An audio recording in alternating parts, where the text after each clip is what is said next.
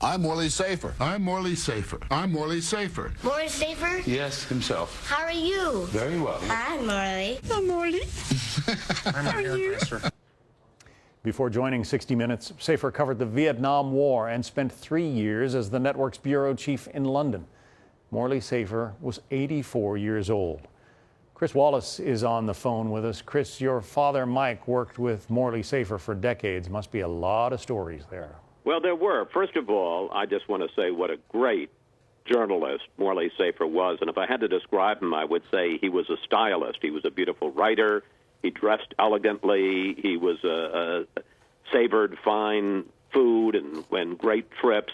And in fact, my father would admit that he was jealous of Morley because he had qualities that he thought that he didn't have, and among others, that he was such a stylist as a writer, and also that Morley had been such a great war correspondent in Vietnam in the 60s and had gone everywhere and done everything. And you know, in a very nice, complimentary way, my father would say, I was jealous of him.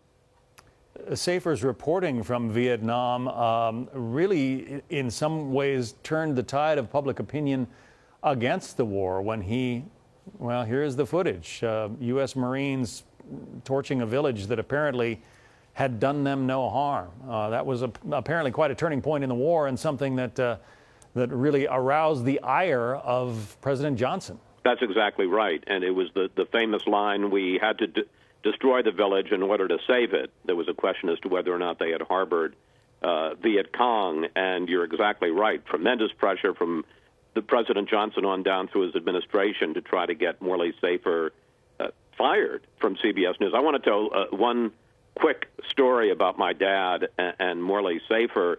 After Harry Reasoner left in the early 70s, they were very competitive with each other, my dad and Morley Safer, which is a good thing.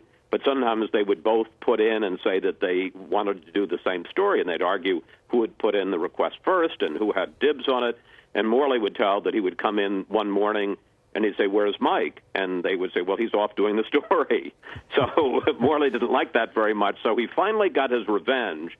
And his revenge was that he worked at great length to set up something, a letter that was sent to my dad that said that they were setting up the Genius Sperm Bank.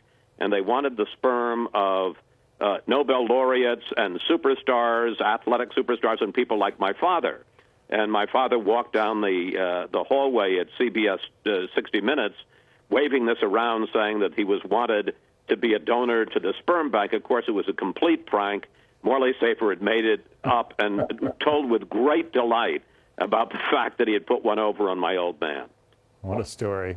Just a couple of seconds left, Chris, but how ironic that just the week after his retirement is announced, he passes away. Well, yeah, frankly, I don't think it was a complete coincidence.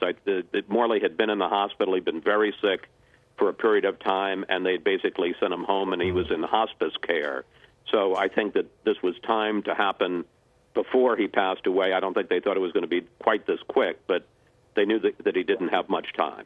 Chris Wallace. Chris, thank you for those stories. Thank you, John.